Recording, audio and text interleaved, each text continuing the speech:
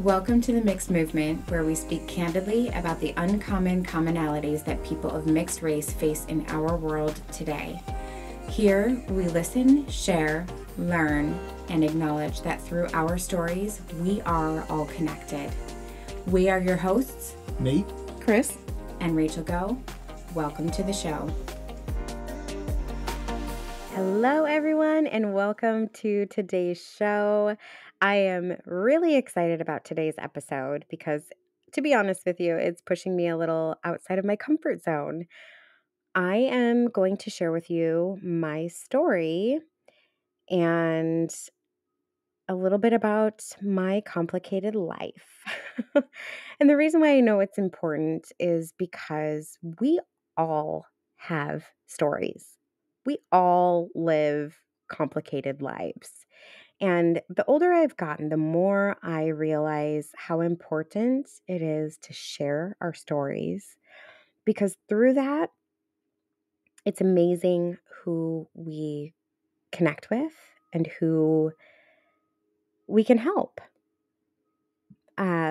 I feel like my life has been filled with a few unique challenges, and honestly, I've learned other people have similar stories, and I find that so comforting.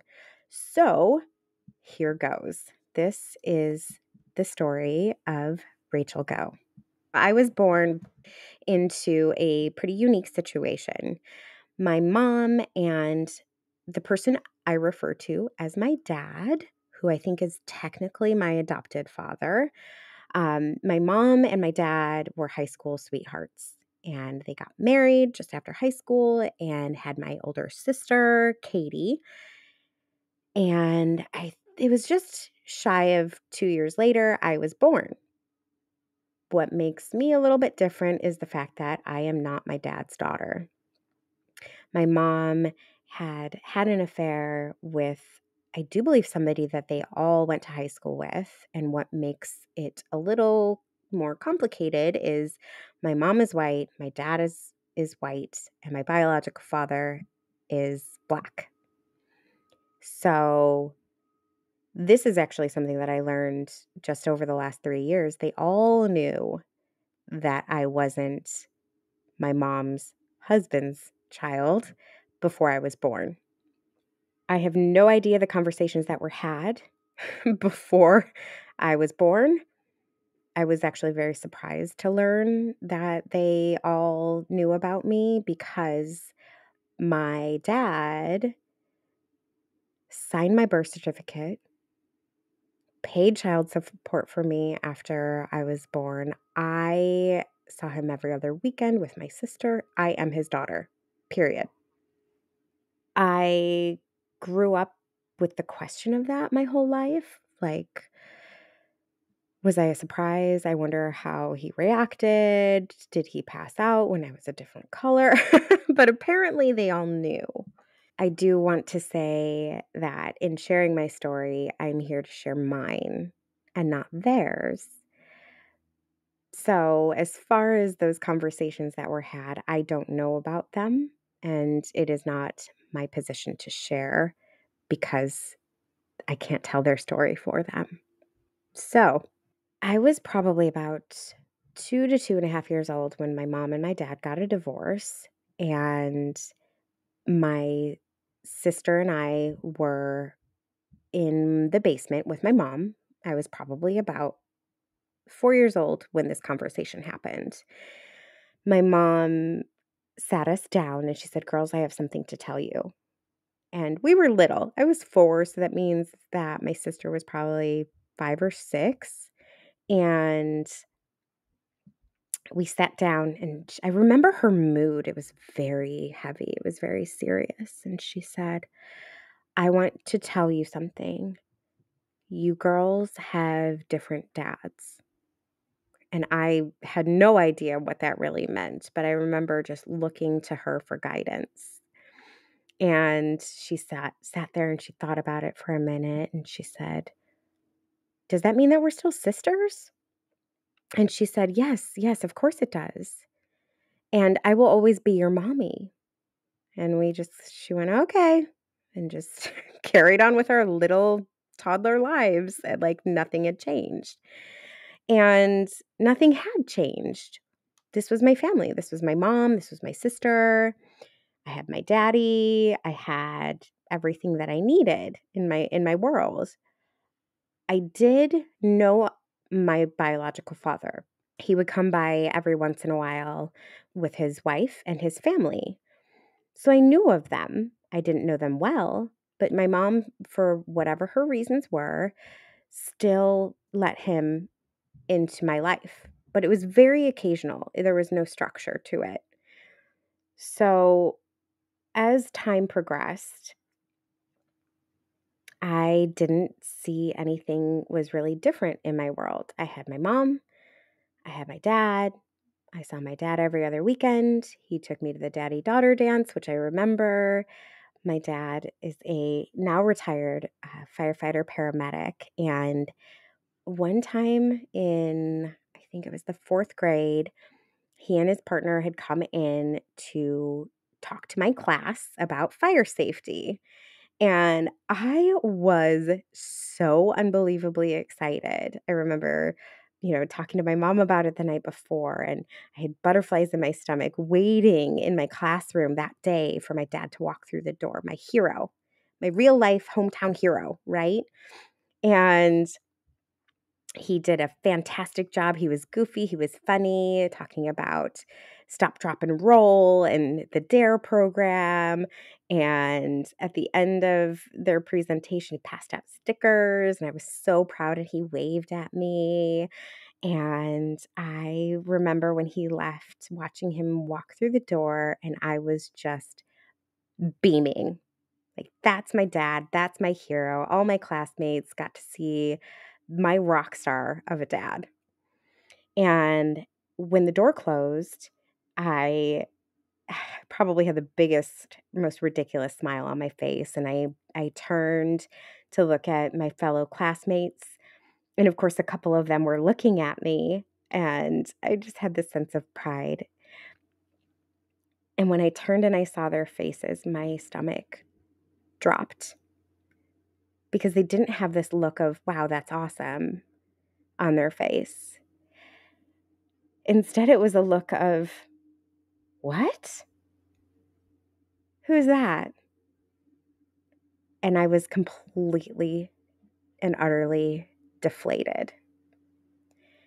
I remember that day in the lunchroom, I had some serious questions that I was asked, and I was not at all prepared for them.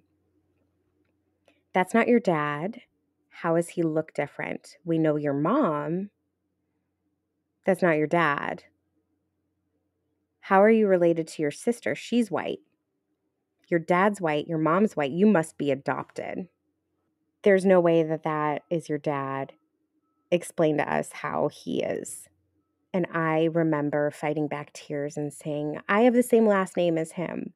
He's my daddy. He is, I I just was shocked that I had to answer these questions. I was too little. So very quickly, the most exciting week of my life, of my fourth grade career, suddenly got squashed because I didn't look like my dad. And that was pretty devastating.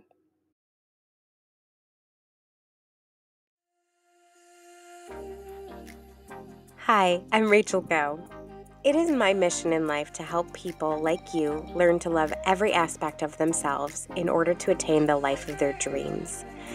If you are ready to live a life free of fears and land that dream job, or go travel the world, or whatever your dreams may be, message me at coachrachelgo@gmail.com. That's CoachRachelGo@gmail.com. Or find me on Instagram at liveempowerednow. There is nothing more powerful than loving the person you see in the mirror every day, because courage starts within.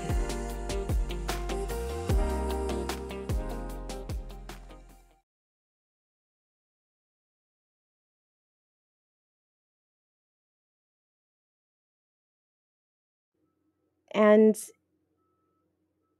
as time progressed, it became a little bit more intricate and a little more complicated when my dad remarried, and he had remarried to my beautiful bonus mom right about the same time that my mom got remarried to my super awesome stepdad.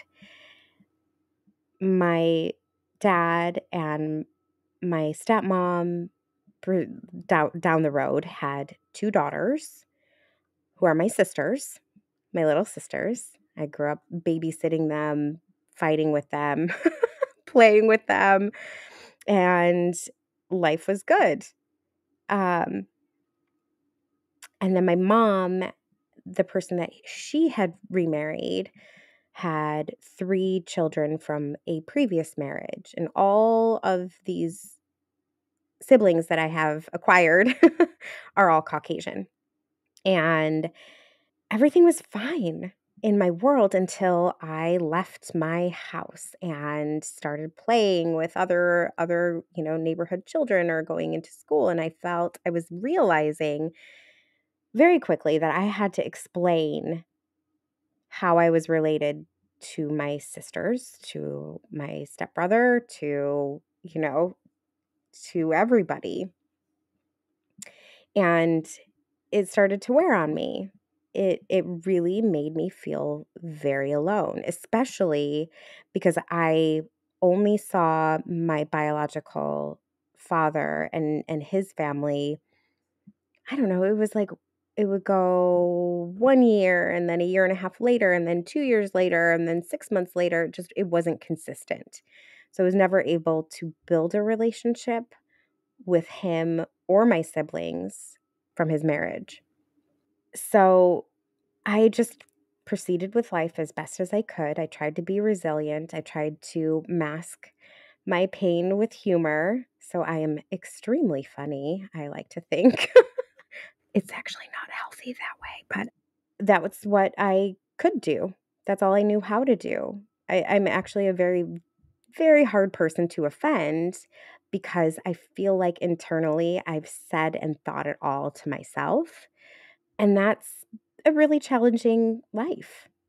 Going to family reunions or family functions and having, group photos and, my family on both sides. My mom is, German and Czechoslovakian. My stepdad is Swedish and Norwegian, all Eastern European. My grandparents, my aunts, my uncles, my cousins. Looking at that side of the family at the family photos, especially in the summer, I was different. And then my dad's side of the family, Irish and Lithuanian and all Eastern European, aunts, uncles, cousins, same. Wow, who's that one? Who is the brown girl? I have always felt like the literal black sheep in my family. And it was, I think, the biggest defining moments where, I spent my younger years, 8, 9, 10, acknowledging that. 10, 11, I would look at these photos and, they'd be hanging up on my walls. And I never really fully allowed myself to feel that way because it hurt. But when I was on a really exciting, very big family vacation with my mom and my stepdad and my sister and my step siblings, we all went down to Mexico, and I was 12, I think. If you listen to our earlier episode, you might have heard me share this story, but it's pretty definitive, so I'm going to share it again. We were in Mexico, and it was day 3 or 4 of our trip, and I tan very quickly.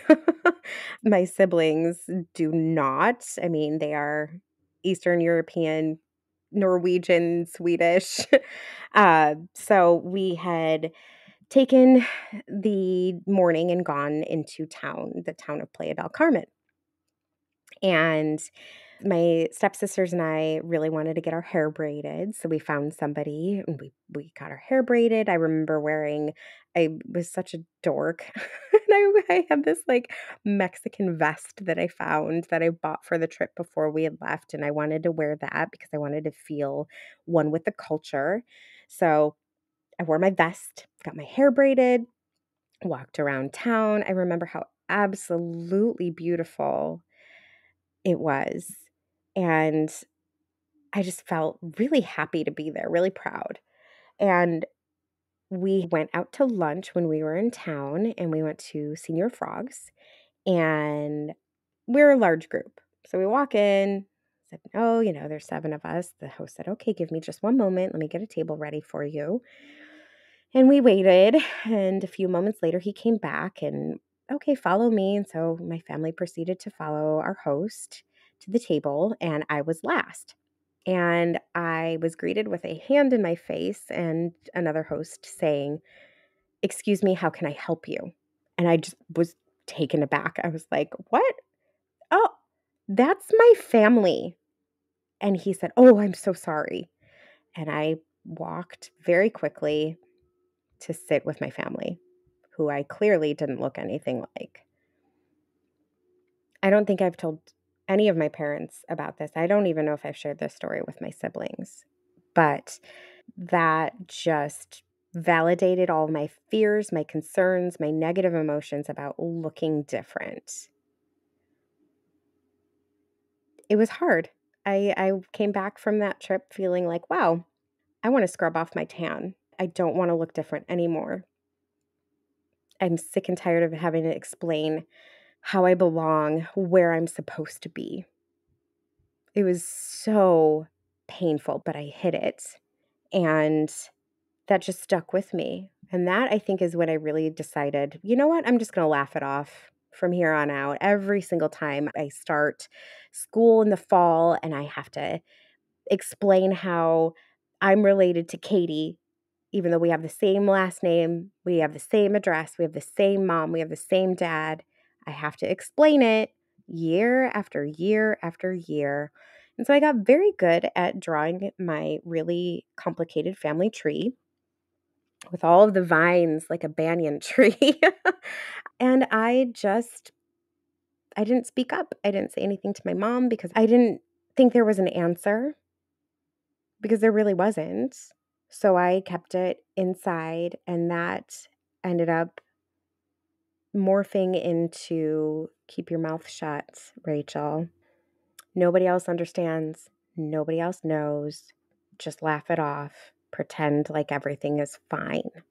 And I realized as time progressed that I didn't want to ask questions to my dad or my mom because I felt like I was in a position where they could disown me, especially my dad, because I wasn't his, and I knew that. And I was lucky to have a dad. So I kept it all inside. And as time progressed and I got older and graduated from high school, I kind of got sick of answering those questions. But so I moved from the suburbs into the city. I worked at my sister's salon, and it was interesting. I worked there for 2.5 to 3 years, and I still had to explain to my clients how I was related to my big sister. More humor, more laughing it off, more having to justify how I'm related to my own family. Now, throughout this whole life, I didn't really have a relationship with my biological father and that side of the family and my siblings. My brother Nate, who he and I are very close in age, 4 months apart. I remember when I was living in Chicago, we were 23 or 24 years old, and he always kept a connection. It was a little distant, but I remember he helped me move from one apartment to another. We just still weren't very close. He was married and had kids of his own, lived pretty far away from the city, but I think we lived different lives. But it was nice to have a relationship with him, even though it wasn't really close.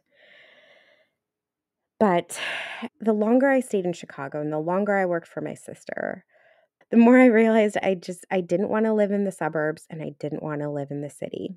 So I pondered moving to Arizona or moving somewhere warm until one day a really good client of mine, who was my friend also, said, "Hey, I'm moving back to Washington State and you're more than welcome to join me."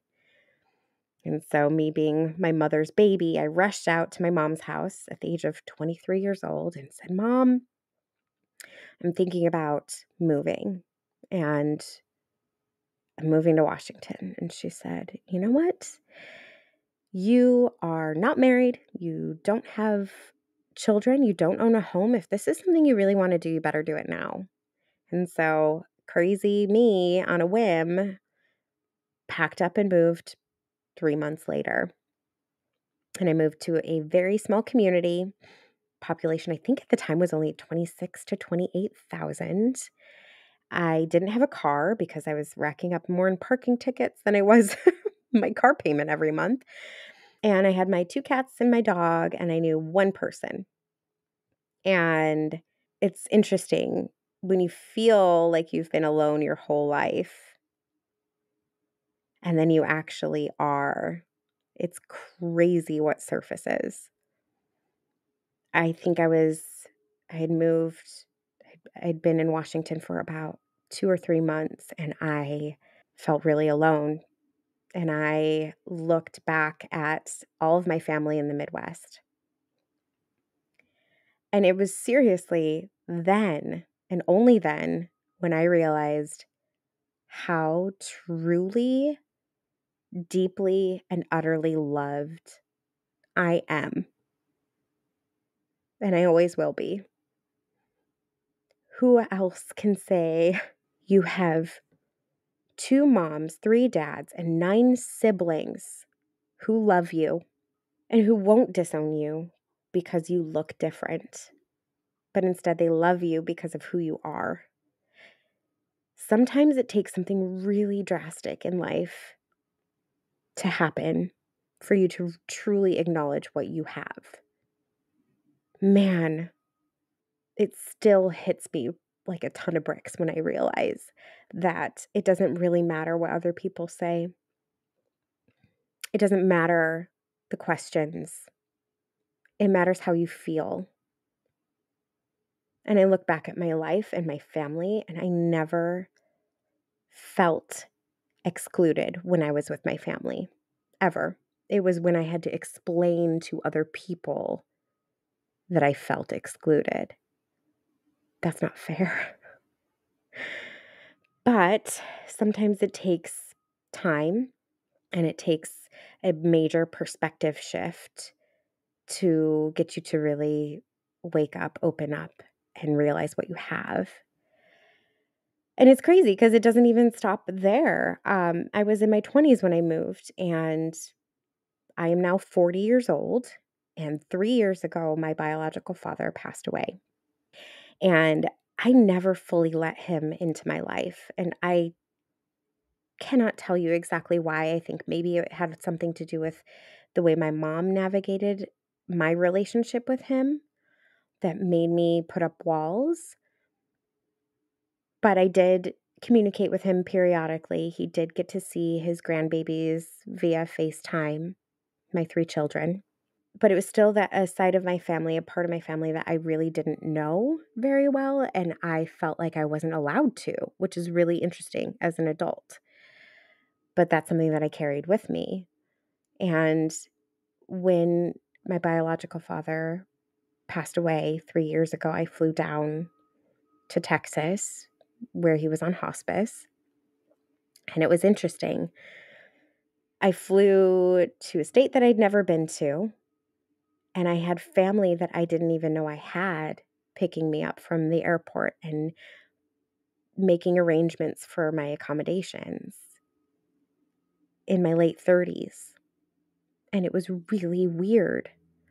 I was in the hotel room by myself the day after I landed, and I called my sisters, my dad and his wives, 2 little girls, because I never had that conversation with them. ever. Like, do you know that I'm not actually your sister? And I felt like, you know what? Now is the time. Because if I share photos or whatever on Facebook where I'm tagged as this is my sister or this is my dad or this is my cousin and I'm with other people, it's really interesting that that was the driving factor to finally have this conversation. I didn't want them to question anything. So I called them. I stood in front of the window. My hands were shaking. And I remember calling them individually and asking, "Hey, I know it's pretty obvious that I'm not your full sister, but do you know my story?" And both of my beautiful sisters, who I love dearly, were like, "Oh yeah, we know. Duh." I'm like, "Oh, cool. Great. I can let that go now." But it's just crazy that I still lived in fear of being rejected by my own family in my late 30s. And then later that day, Christine flew in, and I'm not gonna lie, I was a little afraid. I don't know why. I was afraid that she was going to disown me. And because I hadn't spoken to her in probably four years, and when we did, it was via FaceTime on Christmas Day, and it was just very quick, and we had communicated a little bit here and there over the years, but nothing too in-depth. We really didn't have a relationship with one another, and I remember sitting in the room with our dad and sitting by the window, and she said, "All right." Basically, we're going to have a conversation. And I was terrified. I was shaking. And I was like, okay. She said, "You know what? My whole life, I've always wanted a little sister. I got two little brothers. You can have them. You can have them both for one sister. And knowing that you have always been there, but I haven't been able to talk to you has been so painful." Naturally, I started crying almost hysterically. She said, "Can we start over?" And wow, I just felt so much love and acceptance from a side of my family that I think I was a little afraid to welcome in. And so every single day, ever since, we've communicated. And later that day in Texas, Nate flew in, um, and the three of us spent the rest of our time there together. Together. It was like nothing had ever changed in the sense that we were kids together and we were close and we were happy and we laughed and we joked and we loved. And ever since that day, we've been in communication with each other every single day. This is never to discount my relationship with my siblings that I grew up with, but to feel finally like I have a relationship with the side of my family that I don't have to explain how I'm related to, it's a different kind of feeling. It's whole again. I have my whole family again, and it's amazing. And I'm sharing this because I know that I am not alone.